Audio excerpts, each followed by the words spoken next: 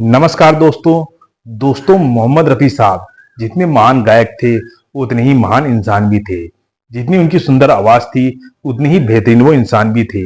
आज की इस वीडियो में हम मोहम्मद रफी साहब के एक ऐसे किस्से के बारे में बात करेंगे जो उनकी महानता की मिसाल बन गया। जब मोहम्मद रफी साहब को एक ऐसा गाना जो उन्हें काफी पसंद आया, उन्होंने उस गाने को गाने के लिए पैसे लेने से साफ मना कर दिया।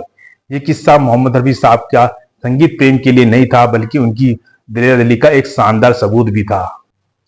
और आज की इस वीडियो में आप देखेंगे कि मोहम्मद रफी साहब ने कैसे एक नए म्यूजिक कंपोजर को, जो उस दौर में काफी संघर्ष कर रहे थे, और फिर मोहम्मद रफी साहब ने आगे आकर उनकी जिंदगी बदल कर रख दी थी। तो आइए जानते हैं इस किस्से के बारे में थोड़ा विस्तार से। तो दोस्तों बने रहे हमारे साथ वीडियो के अंत तक। यह बात है साल 1974 की। उस दौर में बॉलीवुड में कई बड़ी बड़ी फिल्में रिलीज हो रही थी और कई बड़े बड़े सितारे की उस समय चमक थी। इस समय एक फिल्म आई थी जिसका नाम था ठोकर, और आप लोगों में से कई लोगों को इस फिल्म का नाम भी याद नहीं होगा। और इस फिल्म के गाने से जुड़ा एक किस्सा आज हम आपके साथ शेयर करेंगे। और इस फिल्म के डायरेक्टर थे दिलीप बॉस, और इस फिल्म का बजट भी बहुत छोटा था, और इस फिल्म में बड़े सितारे भी लेने की कोई गुंजाइश नहीं थी, क्योंकि उस दौर में अमिताभ बच्चन, धर्मेंद्र और राजेश खन्ना, इनकी फीस काफी ज्यादा हुआ करती थी।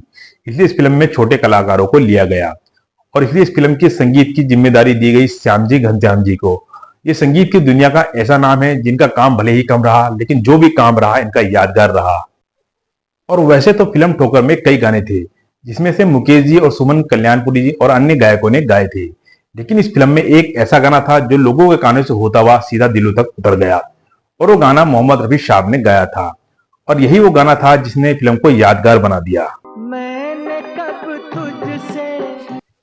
और संगीतकार श्यामजी घनश्याम जी ने एक बहुत ही खूबसूरत धुन बनाई थी, और वहां इस धुन को मुकेश जी की आवाज में रिकॉर्ड करना चाहते थे, लेकिन फिर उन्हें ख्याल आया अगर यह गाना मोहम्मद रफी साहब की आवाज में रिकॉर्ड किया जाए, हो सकता है एक अलग ही कमाल हो जाए। लेकिन फिर समस्या आ गई, जो थी गाने के बजट को लेकर। और जब श्यामजी घनश्याम जी ने फिल्म के प्रोड्यूसर के सामने ये बात रखी कि फिल्म के प्रोड्यूसर ने कहा हमारी फिल्म का बजट तो वैसे ही बहुत कम है, क्या कम बजट में मोहम्मद रफी साहब इस गाने को गाएंगे। और फिर श्यामजी घनश्याम जी ने कुछ देर सोचा, और फिर उन्होंने फिल्म के प्रोड्यूसर से कहा मुझे आप एक मौका दीजिए, मैं खुद जाकर मोहम्मद रफी साहब से बात करता हूँ। और फिर श्यामजी घनश्याम जी ने कहा अगर वो मान गए तो ठीक है, नहीं तो फिर ये गाना किसी और से गवा लेंगे। और फिर श्याम जी पूरी उम्मीद के साथ मोहम्मद रफी साहब के घर पहुंचे। उन्हें थोड़ी घबराहट भी हो रही थी, और फिर उन्होंने मोहम्मद रफी साहब से कहा कि हमने एक गाना बनाया है जो आपकी आवाज के लिए ही बना है, लेकिन फिल्म का बजट बहुत कम है। और फिर मोहम्मद रफी साहब ने बड़े प्यार से मुस्कुराते हुए कहा चलो ठीक है, आप मुझे पहले गाना तो सुनाइए। और फिर जैसे ही श्यामजी घनश्याम जी ने गाने को गुनगुनाना शुरू किया, और गाना सुनने के बाद मोहम्मद रफी साहब के चेहरे पे एकदम से चमक आ गई। और फिर उन्होंने कहा गाना तो तुमने वाकई बहुत ही खूबसूरत बनाया है। और फिर मोहम्मद रफी साहब ने कहा कि कब रिकॉर्डिंग करना चाहती हो। और फिर रिकॉर्डिंग की तारीख तय हुई, और जब रिकॉर्डिंग का समय आया तो मोहम्मद रफी साहब पूरे जोश के साथ रिकॉर्डिंग स्टूडियो पहुंचे। और फिर मोहम्मद रफी साहब ने अपनी शानदार आवाज में इस गाने को रिकॉर्ड किया।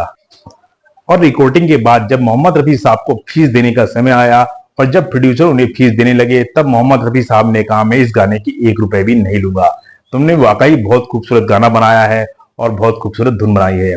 मोहम्मद रफी साहब ने कहा इसी तरह दिल से काम करते रहो, और आगे आप लोगों को कभी भी मेरी जरूरत पड़े तो बेझिझक मुझे बता देना। फिर श्यामजी घनश्याम जी मोहम्मद रफी साहब की इस नेकी को हमेशा के लिए अपने दिल में बसा बैठे। और फिर फिल्म के प्रोड्यूसर और फिल्म की पूरी टीम ने मोहम्मद रफी साहब का दिल से शुक्रिया अदा किया।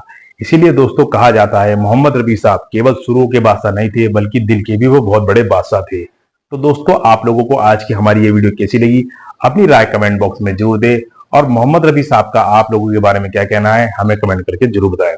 तो दोस्तों आप लोगों को आज की हमारी ये वीडियो अच्छी लगी है तो वीडियो को लाइक करें, चैनल पर नए हो तो चैनल सब्सक्राइब करें, सब्सक्राइब करके आल का बटन जरूर दबाएं, ताकि हमारे द्वारा डाली गई सभी वीडियो की नोटिफिकेशन आप तक सबसे पहले पहुंचे। तो दोस्तों मिलते हैं अब नेक्स्ट वीडियो में।